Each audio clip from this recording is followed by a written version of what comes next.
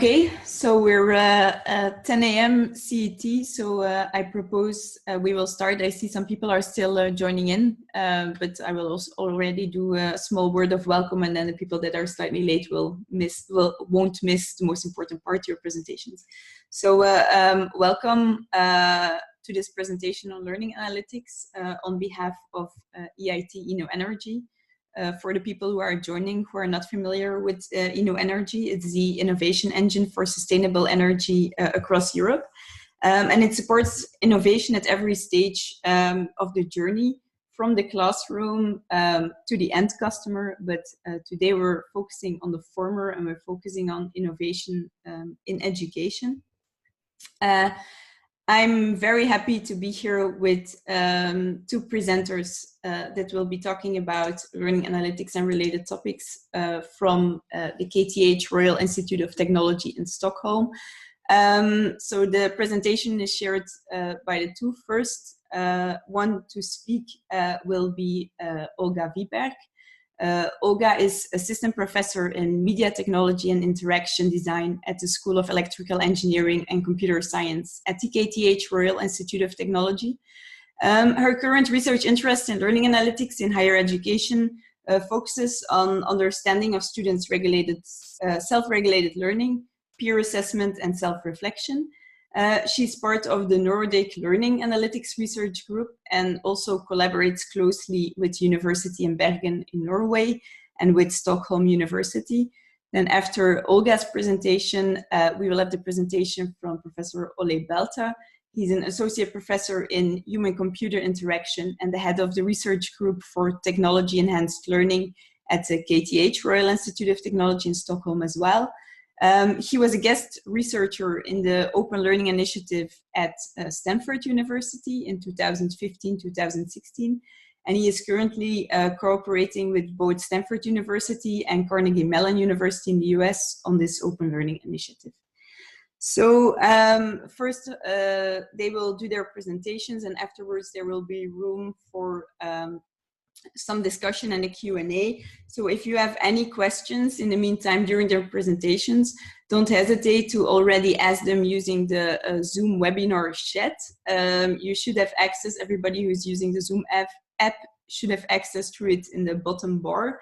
There is an icon that says chat. And I will be monitoring these questions, and we will definitely come back to them later on, but also during the Q&A, of course. You can have an interaction with the presenters. So that's it for me for now. So Olga, we're looking forward to your presentation. Thank you. Hello everyone and welcome. Hilde just made a short introduction, so I will skip this part. My part of the presentation will focus on the learning analytics that hit the target, the current landscape of learning analytics in higher education, and I will just shortly share with you my screen. Let's see if I can. So I hope everyone can see it and can clearly hear me. If not, please tell me and interrupt me. So the pervasive integration of digital technology in higher education influences both teaching and learning practices, you know, and also allows access to data mainly available from online learning environments that can also be used to improve students' learning. To this end, currently higher education institutions are implementing a learning analytics system to better understand and support learning, student learning, and also teaching. LA is considered to improve learning practice by transforming the ways we support learning processes. So we actually were wondering how much evidence we have, what do we know about the application of learning analytics in higher education? And my presentation will just be 20 minutes, and after me, Ole will present his part on focusing on Open Learning Initiative, and then discussion as Hilde said. So, what is learning analytics?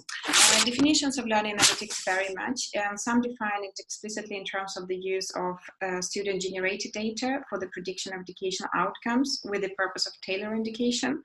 Others define learning analytics as a means to help educators examine, understand, and also support students' study behaviors and change their learning environments. While there is no basically generally accepted definition of LA, many researchers and even practitioners refer it to the measurement, collection, analysis, and reporting of data about learners and their context for purposes of understanding and optimizing learning in, and also the environments, the settings in which learning occurs. So pay attention, it's about measurement, collection, analysis, and reporting of data for the purposes of understanding and optimizing learning environments in occurs. So before I will present you what do we know about the current state of learning analytics in higher education, I would like you to keep in mind some questions during my presentation, which will come back at the end of our webinar. So what is your definition of learning? How can we measure learning? What needs, practical wise, do you aim to solve with learning analytics? What current practical needs do you have in your practices or do you aware of? And what learning activities do you aim to make more effective? So think about what do you mean by learning? It's a hard question. How can we measure learning? Another hard question. And also probably know more about what do you actually need to solve, aim to solve with learning analytics, and what kind of learning activities do you aim to make more effective? So the overall research question for the presentation and for the study we have conducted is what is the current scientific knowledge about the application of learning analytics in higher education? This question is a really broad question, and we chose to focus on two larger research questions. One pertains to the issue of the evidence of learning analytics and research in higher education. So the evidence of learning analytics refers actually to the actual goals of learning analytics. Examining the evidence of learning analytics or whether LA improved learning practices in higher education, we adopted 4 validated propositions, which are learning analytics improve learning outcomes. And these learning outcomes do not only mean grades, it can be also knowledge acquisition in terms of improved skills and also cognitive gains. LA improve learning support and teaching. LA are taken up and used widely, including deployment at scale. And also LA are used in an ethical way. These 4 propositions for the evidence of learning actually have been validated by the Learning Hub and published in the proceeding of the Learning Analytics Conference in 2017. When determining whether papers fulfill these 4 propositions, we use 3 classes, which is yes, no, and potentially. And potentially should be interpreted as not being able to identify evidence supporting this proposition, but rather the authors made some claims or arguments in the discussion that their results could lead to improvements in the future. In other research questions, which we focus probably a little bit less into, but still very relevant in terms of how to conduct learning analytics, is what research approaches and methods are being used. And we actually, as the field is very evolving, there is a growing number of papers appearing in different kind of journals and proceedings. So we included empirical theoretical studies focuses on LA and higher education. Also papers published as a part of main conference proceedings. We excluded papers with a focus on MOOCs. So if you're interested in MOOCs, we are not going to talk about them right now. There are some other reviews published, and also studies with a single emphasis on academic analytics and educational data mining, which are closely related areas, but are different from learning analytics. So in total, we end up with 252 papers that we included in our analysis. And for 2018, we included only proceedings of the Learning Analytics Conference, as at that time the journal papers were not published, largely when we ended our search. So what do we know? We know that in terms of research approaches, most papers in our samples undertake a descriptive approach. They, for example, illustrate early warning systems for mentoring program to support students, or they describe some kind of evaluation studies of the use of some chosen dashboards. Another frequent approach is a theory use approach. So we have 26% of the papers, and we found really many theories used, around 62 different theories used. There are no, however, dominating theories, and the theories are used to explain different aspects of learning analytics, for example, human behavior, learning knowledge outcomes, or technology acceptance and use. While the theoretical development of the field, of the learning analytics field, is still in its infancy, we can see some few field-specific theories being developed and applied. So you see the category for theory generation is evolving category, which means a bit that field is maturing. In terms of methods for data collection, I will do it very shortly. The most common are interpretive methods for data collection, also followed by experimental and product description studies. A mixed, for the methods for data analysis, a mixed method approach, which means that they use both qualitative and quantitative methods for analysis, was employed only in 90% of the studies of all the papers, which means that most of the studies use computational methods for data analysis. And our results show that predictive methods, including, for example, regression and classification, were the most frequently used methods, followed by relation mining and distillation of data for human judgment, including statistics and also visualization of data for human judgment, or visualization that help people to make sense of their findings. Finally, we found 50% of papers apply discovery with the modal approaches and also use other clustering techniques.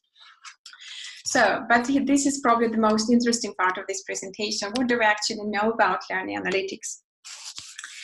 The proposition with the most evidence for learning analytics is the second one, the LA Improved Learning, Support and Teaching, which correspond to 35% of the identified papers. There is very little evidence in terms of improving students' learning outcomes. As you can see, it's only 9% of the paper that have been able to improve some positive or some improved results in learning outcomes. So far the evidence is little, but the potential is much higher, as you can see with this slightly blue color. Also, we have found even less evidence for the third proposition, that only 6% of all the paper LA were taken up and used widely. So this means that LA research has so far been rather uncertain to this proposition. It was hard to scale the studies, conducted studies up.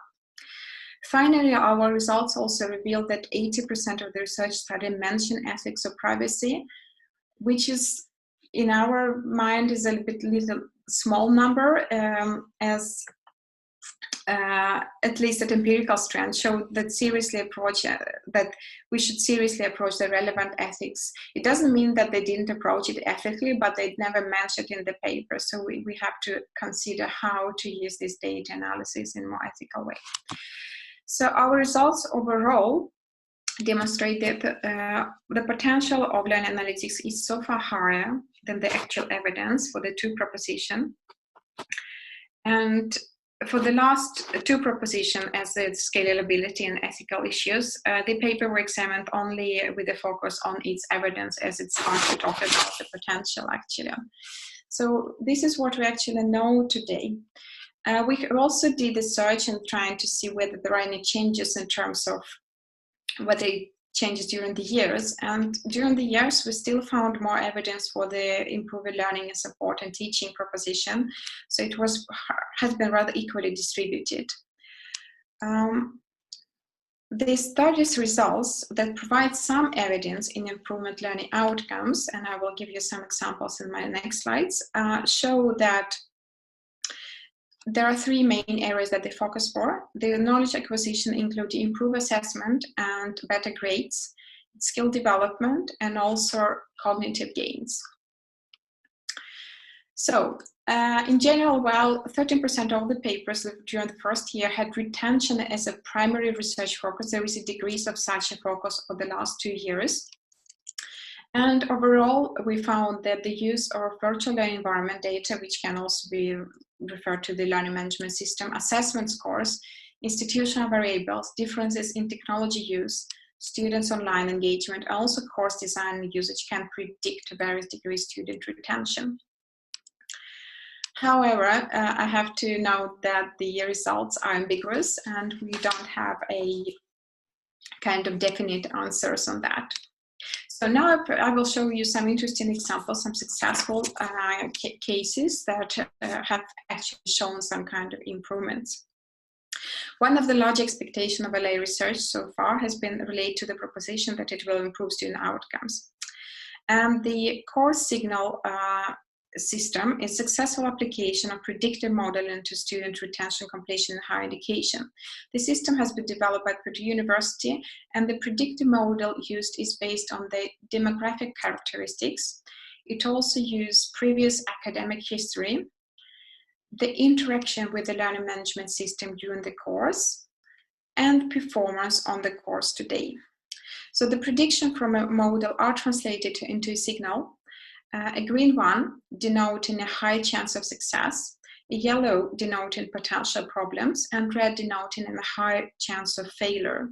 Teachers run the model and generate signals for their students on their course. So I will show you now a short video how the system works, which will make it more explicit, and I hope you can hear it. Course Signals is a tool that predicts how you'll do in a course and alerts you about potential problems. Let's say we're at week 3 in the semester. If you wanted to predict how well you would do at the end of a course, what would you want to know? You might want to use points in the course so far, or time on task. You might look at how you performed in the past. Course Signals looks at these 3 factors and gives you a light, a prediction of how likely you are to succeed in the course. Your instructor may run signals throughout the course. It's up to them to decide how often they run it. When your instructor runs course signals, you'll see a stoplight when you log into Blackboard. It isn't updated in real time, so this stoplight will remain the same until your instructor runs course signals again. Well, unless you get the same color, then you won't notice any difference. If you see a green light, you're on track to do well on the course. If you see a red light, Course Signals predicts that you will need to make serious changes to do well on the course. If you see a yellow light, there is room for improvement. Now here's a really important bit. Course Signals is not just a way to tell you what your grade is in a course. Remember, there are other factors that make up the signal. While we're talking about the factors, for the first factor, points, your instructor sets a range for what grades they consider: low risk, medium risk, and high risk of not succeeding in the class. Different instructors will have different ideas of what grade goes with what risk. If your grade falls into the high risk category, you'll automatically receive a red signal. If your grade falls in the medium or low risk ranges, Course Signals looks at the other 2 factors, time on task and your characteristics and past academic performance. It adds those 3 factors together and comes up with a color. And that's how your signal is created.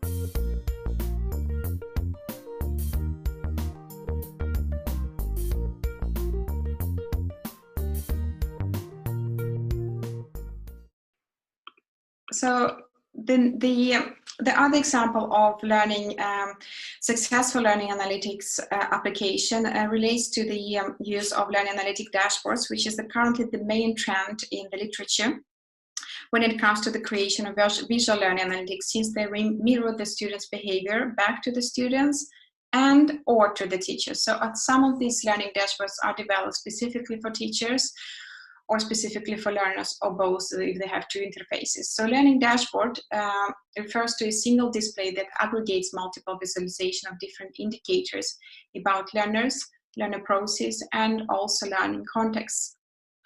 So I can shortly present you a couple of examples of successful learning dashboards that have been recently presented. The learning dashboard for insight and success during study advice, LISA, support the dialogue between a student and a study advisor used in 10 different programs and KU11. It used to ensure the scalability to all the contexts. The dashboard uses and visualizes the following often available data: the grades of the student, an overview of the progress through the year, and also student position in comparison with peers, and a prediction of the length of the bachelor program for this student in the years based on historic data. So results of the case study that they conducted, and I have a reference there below, shows that the dashboard primarily triggers a reflective conversation with students doubting to continue the bachelor program, indicating that the dashboard is useful to support difficult decision-making processes. Another successful example refers to the student activity meter for awareness and self-reflection. It visualizes learner activities within online learning environments for learners and teaching to help increase awareness and to support self-reflection. Support for the following, it offers support for the following teacher objectives, such as awareness for teachers of what and how learners are doing. It provides visual overviews of the time learners spend and the resources they use. Time tracking information allows teachers to access the initial time estimates with the real time spending on students and find the exercise that consume most time. And resources usage can show the popular learning materials enables resource discovery through, for example, a list of most used or most time spent on resources in this system. The results of a case study that the authors conducted shows that the use of the dashboard contributes to the creating awareness for teachers.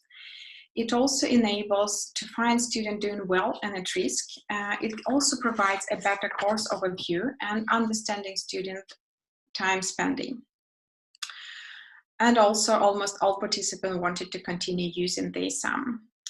Another interesting example, a scalable one, in which 1,400 first-year students and 10 different study programs in KU and also were invited to use a dashboard to support them in their transition from secondary to higher education.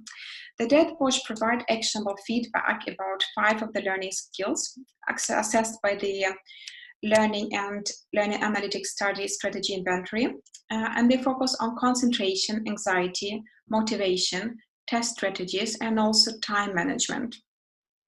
The dashboard uses data about students and their learning skills and scores that were already available within the institution, but fragmented across the services and not fed back to the data subject in a direct way.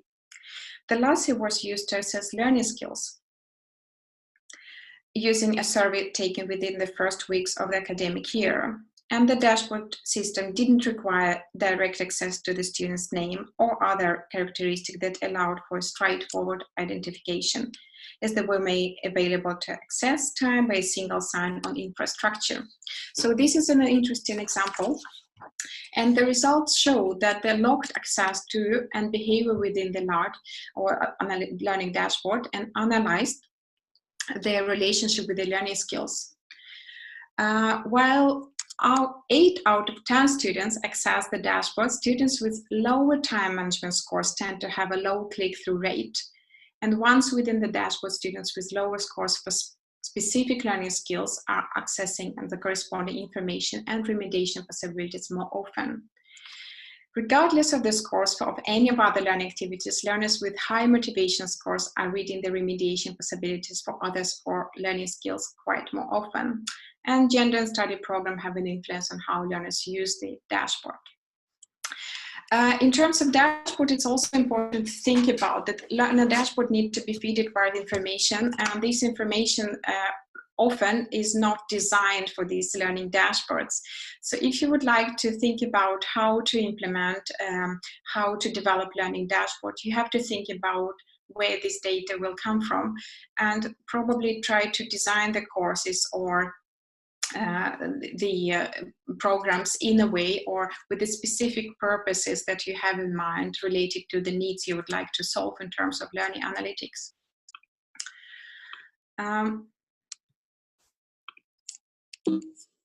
I think I will skip the next slide and I can send you the presentation later. So overall, in terms of research gaps in higher education, we need more research on learning analytics in terms of assessment and feedback. In terms of understanding self-reflection process, self-regulated learning.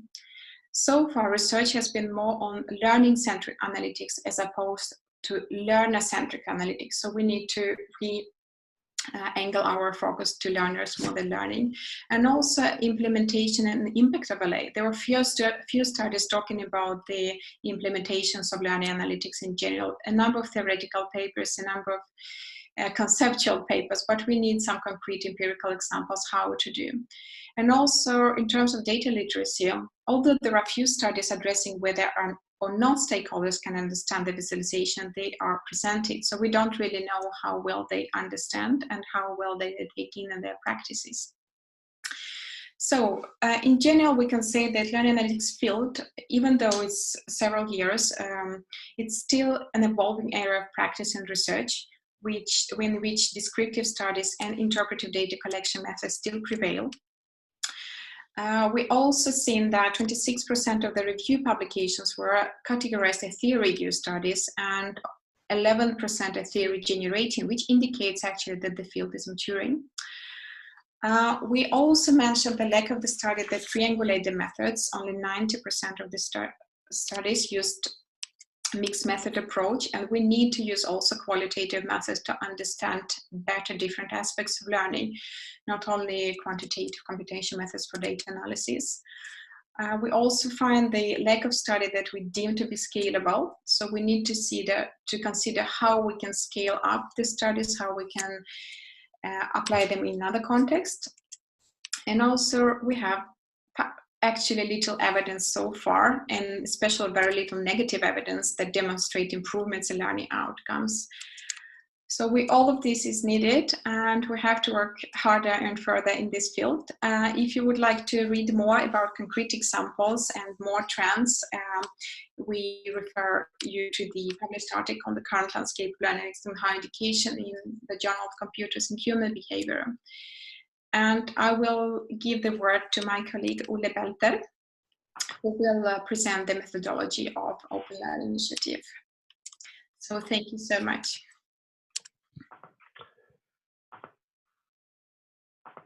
Hello, everybody. Seeing what I'm sharing here, but now I think I'm up and running. There. Okay. Hello, everybody. I will pick up on what Olga said about there are a lot of studies done basically where they have been collecting the data they could get and then trying to see if they found some statistical connections or correlations between this data. But in the better case of the studies, they have actually thought ahead of time what kind of data they would like to use and thereafter use this data. So I will tell you about what they did in the Open Learning Initiative, because I think that is an excellent example of a very good study. So this is a study published already in 2008, where they, at Carnegie Mellon in Pittsburgh, they used the randomized case control study. So basically they asked everybody, all the students that have signed up for an introductory statistics course during the fall, they asked them whether they would like to participate in the study or not, and about 2/3 of the students answered, and those 2/3 were divided into control group and the OLI group. For the OLI group, they reduced the calendar time from a full semester course to just a half a semester. In that half semester, they also reduced the number of contacts per week, and a contact in this case, it could be a lecture, it could be a seminar, it could be a lab. So that was reduced also for the OLI group, but they also got access to this OLI online system. And you can, I will show you more about it later, but it's sort of like an interactive online book with statistics material and questions. Also, that is the important part. So they measured, so the students had filled in diaries twice during this study, and they used equal study time per day, regardless if they were in the control group or in the OLI group. And when they tested them with similar exams, both over the midterm and in the finals, they could see that the OLI group had equal or better results. And also they tested the students again at the end of the spring semester. Now the OLI students had about 8 months to forget everything, and the students who finished just before Christmas had only 6 months to forget everything. But despite that, the OLI group did better or equal or better than the ordinary campus course of statistics.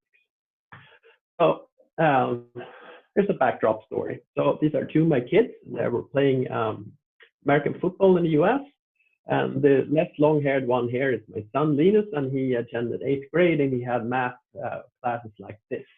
So basically, each day they had a math class and they got a paper like this, and you can see there are 25 equations you should solve. If they didn't finish this during class hours, they became homework for the next day. And then I started asking actually their math teacher, what was the reason that there were 25 equations? Because since my son played football in the evening, they had practice every evening, it was kind of hard for him to do his homework in the evening, and I questioned strongly why there were 25 questions. And eventually we came up to the conclusion that the only reason there were 25 questions on this page is that because the page ended there. And that is not a very sound pedagogical reasons for having that amount of equations to force students to repeat. Some students might understand how to solve equations after, say, 5 tries. The question to decide this number because of the length of the page is probably not a very good one. So that is what I tended to investigate when I was at Stanford. What they did in OLI is they have a knowledge model. This is the knowledge model we have at KTH. So we have learning for each course, we have learning objectives, and when we have an exam, we try to pose questions on each of the learning objectives so we know that the students have understood sufficiently of the course. What they did in the OLI model was they added a layer to this. So besides the learning objectives and the questions they asked about them, they broke down the learning objectives into skills. And then they make sure, and this is not about the assessment, but this is about the learning. So they make sure that they are asking sufficiently amount of questions for each skill. And in this case, you know, the number of questions for solving equation would be 25 if you had that paper. And I wonder how many that should be. So in an example from the statistics course, there is something that we call measures of center. And you probably know about the skills mean, median. There are also others. And then you ask a question, you make sure that you ask a sufficient amount of questions for mean and median in the system. So if you imagine you have 1,000 students answering these questions, what can you do with them? Well, then you can do statistics. And we can think a while, because this curve is sort of upside down for most people. That's the notice to the left here, that's the risk of wrong answer. Let's assume that you have 1,000 students. They all read some instructions about what the mean value is. And then you're asking them a question. How many will get that question wrong? Probably not all of them, but not all of them will get it right either. So in the first step, you can see that the risk of wrong answer is somewhere between 0 and 100%. And we can argue whether it should be 80 or 20 or something like that, but it should be somewhere between 0 and 100. Now, what happens in the OLI system is that when you're asked a question and the student answered this question, the students will get feedback. In an ideal world, they will get a feedback that tells them why their answer was wrong and how they should think in order to get it right in the future. And an ideal question posed this way should deal with misconceptions. For example, like the difference between mean and median, which some students should. But if you think all the students, if all the students 80% got it wrong the first time, and they get this feedback on why their answer was wrong and how to get it right in the future, what will happen the next time they are asked a question about mean value? Well, if everything is done properly, so the instructions are right, the questions are good, and the feedback is also aligned with what you're trying to accomplish here, we would expect to see something like this. That the risk of wrong answer will be dropping for this student group with every attempt and every feedback they get from the system. And this is sort of a picture of learning, because if the curve is not going down like this, something is wrong. So p-value after giving an instruction, moreover, we can see here that the risk of getting wrong answer is quite high, and most important, it doesn't drop.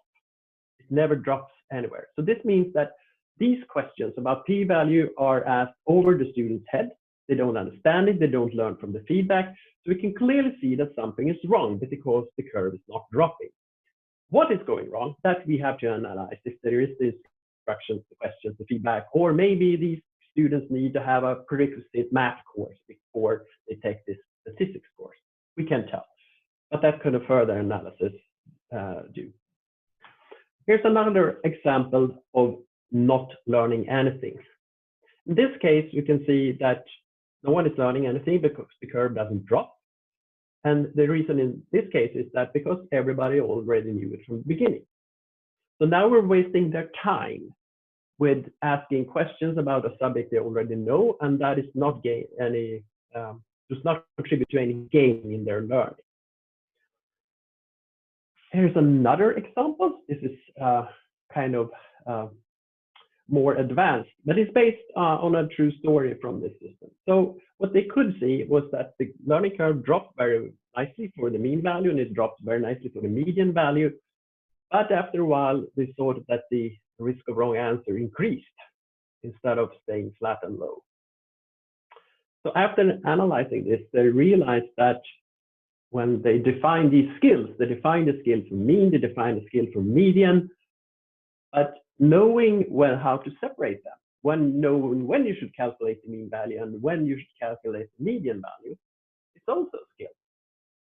So when they added that skill and asked questions about that, when to calculate the mean or when to use the median, all the curves dropped down nicely. So this is a very good way to get information from your system whether your learning material actually works the way you intended. Now I'll tell you another story. And this is, of course, about the most interesting person in this picture, namely Adam. He's 6 years old, and this is a family picture where he poses with fingers up his nose and a tongue out of his mouth. So we're walking around in the neighborhood. The picture is obviously taking a different time of year.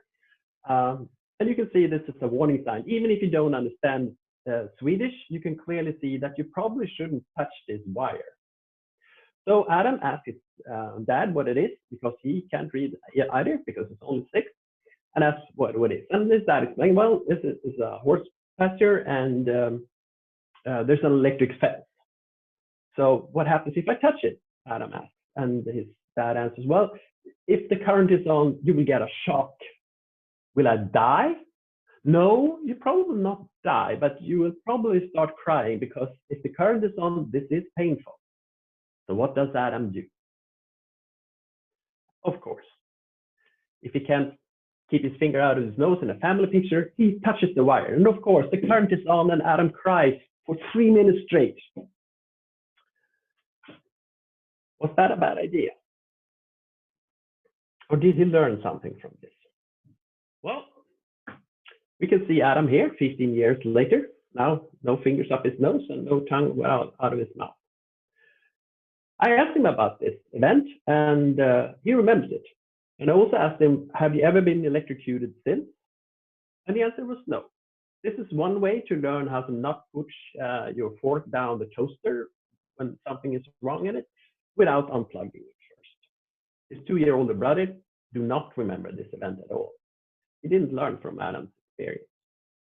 And this is also one of the beauty of this OLI system, is that they use machine learning. So in some cases, it's actually more important for the learning that you're asking questions that the students answer wrong, because they will learn from the feedback. And if you figure out something that the students answer wrong on, then you have identified a misconception, and that is something they could learn from and improve their knowledge.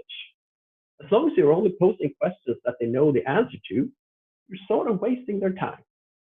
So we need to figure out how to ask questions and giving the feedback that will make the students' learning grow in this subject.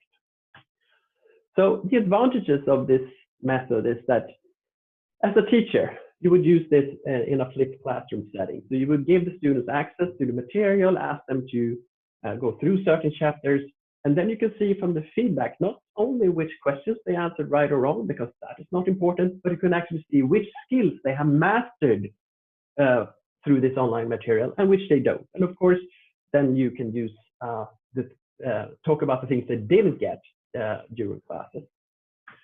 And as a course developer, this kind of detailed information that you can get from these learning curves is outstanding, especially compared to course surveys that you could send out to the students, because they will tell you how much you like the lectures or not, but they will not tell you where your material failed to learn or to teach them anything. And for students, when they get feedback from the system that tells them which learning objectives they have mastered and which they are on the way to and which they have not even started on, it makes it easier for them to do the right thing when they're studying for the exams. A very common way for students to study here at KTH is that they look at the old exams and they see, oh, here's a typical question which I think I recognize how to solve, and then they solve it and keep on doing that. And that may be strengthening their self-confidence before the exam, but you're not learning anything because they already knew how to solve that question. But with feedback from a system like this that tells them what you know already, or what the system thinks you know already, and what you don't know, it will be easier for them to select the right things to study. And of course, if you are doing supplementary training for people who are out in the industry, it's really a wide, the problem we have here is it's a really huge spread. If they come in to take a programming course, some people might have been programmed for 20 years. They only need to learn a new programming language, while others have not programmed before, but it's still the same course that we're offering to them today. But with an online system like this, you could easily test these students who come from the industry on their skills rather than on individual questions, and then tailor the education, especially for them, based on what they already know. And what I see the method strength with this online method is that it's not rocket science, because I don't think anything I said today was very surprising to you. It's based on what we as good teachers already do.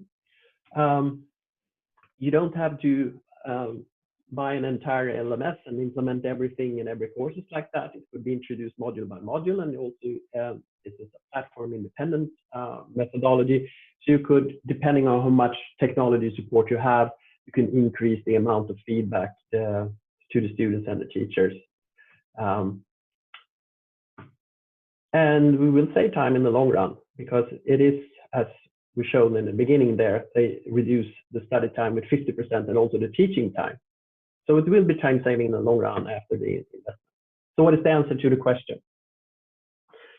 How many equations should it be? So that is what I set out to study when I was at Stanford. And surprisingly enough, we came to the answer 8. We didn't expect this. We'd expect this to vary more between courses. But we used data sets from 4 different courses, statistics course, of course, engineering statics course, a psychology course, and a biology course. But it didn't vary between the courses. Also, it didn't vary between different levels of colleges, whether they were doctoral college or associate colleges. So it's pretty stable, and we used about little less than 4,000 students and 1.2 million transactions. And when we mean transaction in this case, is when a student answers one of these questions and put submit, that it will be a transaction that tells us which question, what was the right answer, what did the student answer. And then we can draw up these learning curves for each of these skills. This OLI methodology are used in, they have at Stanford and Carnegie Mellon, they have these 20 courses. And as you can see, there are from a variety types of subjects. It's both language courses, chemistry, programming, biology. And these courses, these 20 courses are used in North America, in the US and Canada, at more than 1,000 colleges. So they're sharing the courses. They're hosted at Stanford or Carnegie Mellon, but then the content is shared among 1,000 colleges. And now I think that was the end of my presentation, and I will turn this screen over to Anouk. Sorry, to Hilde. Wrong answer there. Hilde, you there? Yes, I'm here. So thank you for your presentations, Olga and Ole. So now we are 11:15 CET, so we have some 15 minutes left during this webinar. And we would like to invite everybody who is attending to ask questions to Olga and Ole regarding their presentations or anything else that you think that they might be useful for them to give their insights on. So for your information, in the meanwhile, sorry for the technical hiccup with the video of Olga. I posted a link to the video, which was on YouTube, in the chat box below. So you can watch it afterwards. And we will probably also send out one final email, and I will make sure that the link to the video is also included there so that you can look at it afterwards if you're interested. So I hope everybody can find the chat box. There's actually also another option. I think in this software in Zoom, you can actually raise your hand as an attendee, and I can also give you audio access if you wish to communicate directly with the presenters. But it's up to you. So, okay, I see we have a first question coming in. It's from Anonymous, who's using numbers to identify him or herself. So he asks, do you use also spaced learning techniques in the Open Learning Initiative, repeating certain questions after X time to consolidate learning? So this is from Ole. Yes, they are using spaced learning, but they are not measuring the time. So it's more that the course content is built up so that you will start with simpler questions, and later on there will be more complex questions which will bring up the same skills that were involved in this. So there is no system supporting to make sure that they space the learning properly during this time. But the course is built up in such a way that you will, if the students are doing it in the right order, they will get that effect.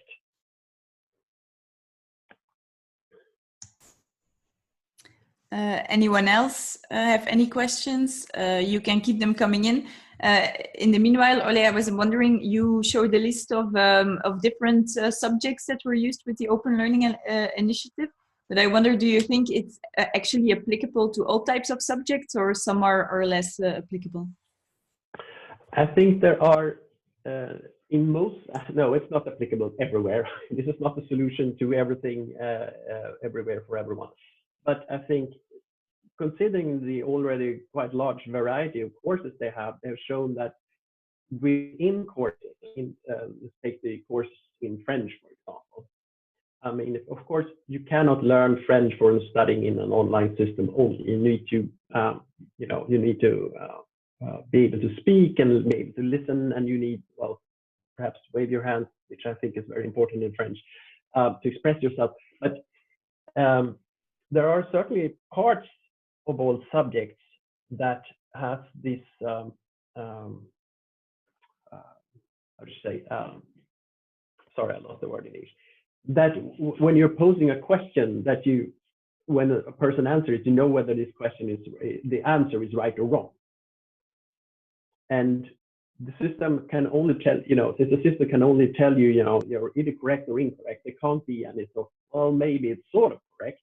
You can't have those kind of questions. So it needs to be a clear definition of what is right and wrong for something. But that's in a language course, for example, when you're learning words, the vocabulary, I mean, there are right and wrong spellings of words, no question about that. So there are parts of courses that you could use it for. I think I haven't figured out a single subject where you wouldn't have that, but they probably exist. But I think it would cover, you could use this kind of methodology in most subjects, I would definitely say. Okay, thank you. Hi, Olga. There's a question for you. Do you think that there is not enough evidence in learning analytics so far in terms of learning outcomes because it is difficult, or does the learning analytics field not focus enough on measuring specific learning outcomes? I think it's a really good question. I think in terms of measurement, it's difficult to measure. You have to know what to measure. And I honestly think that many studies, people try actually to look at data, already existing data, try to find something in this data, which might make sense. But it's better to think, before you trying to build some kind of learning, what kind of data you need, what kind of learning questions, what kind of questions you would like to answer. So I think it's hard to measure, and I think it's hard in terms of not only access to data, but also quality of data, what we have. So probably it's hard to draw any concrete conclusions. So what we probably need to think about in terms of learning design, how design courses, how design systems, and so we will get out the data we would like. And also there are few empirical studies. And there are probably, it can be related to the access to data, it can be related to the design of the study, and also it requires interdisciplinary competence in such studies. You need to have education competence, you need machine learning, for example, skills. You need different types of skills. So I think it's really high time to collaborate in between the disciplines to get better results and to get more evidence. And also I think not only positive evidence, we also need some negative evidence. We need to know what doesn't work, not only what works. So of course many would like to say, okay, this is good and this we have done, we achieved this and this improved results, but we also need to know what doesn't work. So I hope I could answer partially the question, but it's a hard question. Thank you. Thank you, Olga. We still have some time for more questions if anybody has any. But in the meanwhile, I will say if there is any of the attendees who are affiliated with InnoEnergy and who are interested in joining in on pilots on learning analytics or understanding more of what InnoEnergy is doing in the field, it's best to contact my colleague Anouk Gelan. I'm actually using her account, which is why the name Anouk is appearing. Sorry for the confusion. It's my colleague who will also send out the invitations to the webinar.